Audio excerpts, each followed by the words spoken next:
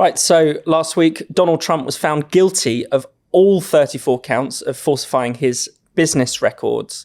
Inaya, I mean, depending on someone's point of view, you either think this is, a great moment, a great strike for justice, that nobody is above the law, or you see it, in my view, rightly, as an outrageous attack on the rule of law and on democracy. I mean, how do you see it? I mean, I just think it is disgraceful. Donald Trump is far from an angel and far from a perfect human being. But it is clear that these investigations, these legal troubles that he has been under, is fundamentally politically motivated. And it is a way to prevent voters really from being able to have a choice in the election by attempting to remove a particular candidate almost by stealth.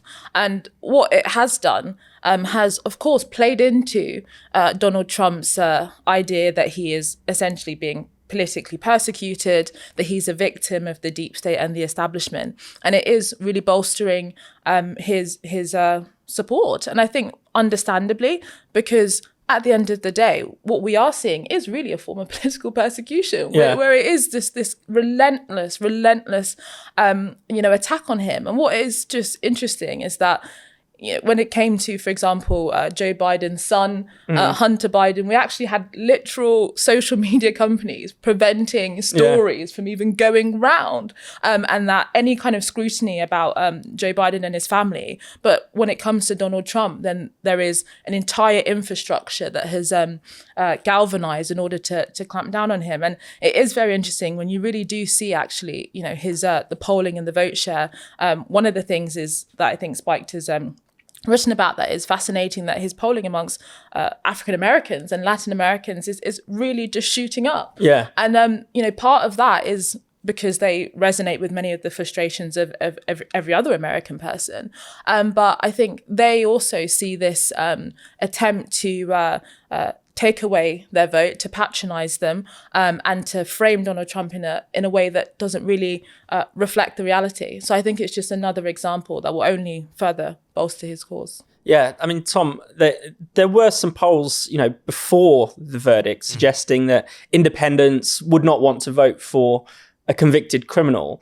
But I think, a lot of independent-minded, non-aligned people do see this as a stitch-up. Mm-hmm. Oh, absolutely. And I think you've seen that in a lot of the response to it. I think people were quite unsettled by this. I could easily see a situation in which it would still dampen his prospects because of the fact that it's a reminder of the drama, if nothing else, and whatnot. But at the same time, I think a lot of people who, if they weren't just sort of committed anti-Trumpists, looked at this and thought this is something at the very least very fishy.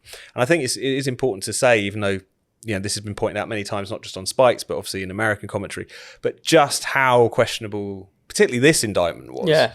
This was effectively kind of falsifying business records. That was what they want. That was the crime that had been allegedly committed, which normally would just be a misdemeanor, and certainly wouldn't be something so serious that you would haul a presidential candidate through the courts over. But via all these legal acrobatics, the Manhattan District Attorney, who was elected on a Get Trump ticket, effectively, basically inflated them into felonies by this weird theory that by trying to pay off this porn star, his alleged mistress, that this was effectively a form of election interference. It was this whole incredibly complicated, overwrought indictment, which even when it was published at the time, you saw the sort of legal writers from left of centre American outlets like Slate and Vox referring to it as a bit shaky and dubious. Yeah. So the fact that this is what they've got him on, which was often talked about as the weakest of all of the indictments that were presented to him, I think has unsettled a lot of people and demonstrated just the extent to which the justice system has been brought into democratic politics. How much it has been weaponized. And I think particularly in a context where Trump is pitching, as he did in 2016 and 2020, to working class Americans, to people who have been kind of pushed out, left out of the political discussion for a long time. That argument, if they can do this to me, they can do it to you too, will resonate as a consequence of all of that. And there's a sort of irony, isn't there, that, Trump famously in the 2016 election got people to chant, lock her up, about Hillary Clinton. Now, that was never really a serious threat.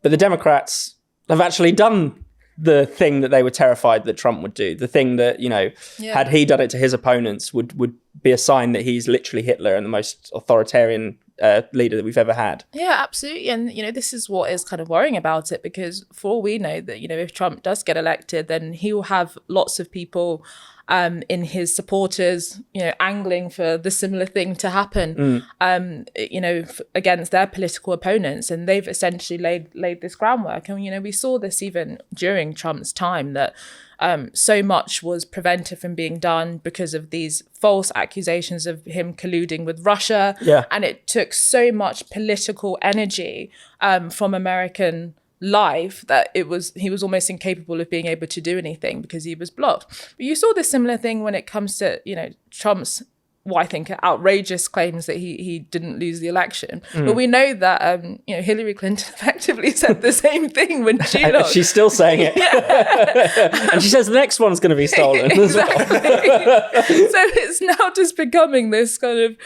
back and forth when the real issues facing American society are completely sidelined because of this anti-democratic warring that you're seeing from the Democrats. But as we said, the Republicans may well end up doing the same thing in response. Yeah, and I suppose it is, as you say, the actual issues are being sidelined because, as polling shows, that most Americans don't want to vote for either Trump nor Biden, even if Trump is, edging things at the moment.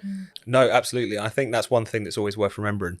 I think it's talk about terrible choice. You've got one side pointing out that one of them is now, technically speaking, at least a convicted felon, and the other side pointing out that the gentleman on the other side of the aisle is barely conscious most of the time. There's actually some Wall Street Journal reporting this week about even people within Joe Biden's own circle kind of saying that, oh God, he's really losing the plot now. Yeah, he was on stage for these D-Day celebrations in France and with Macron, and he could barely walk. This is actually really quite... It's like elder abuse. It's quite disturbing. Free Joe Biden. And this is not some kind of just cheap political point. Yeah. It is absurd that the leader of one of the most important countries in the world at a time of geopolitical antagonisms and all of these different hostilities we're seeing globally can barely string a sentence. I don't think that's very good for America's authority and reputation at the moment.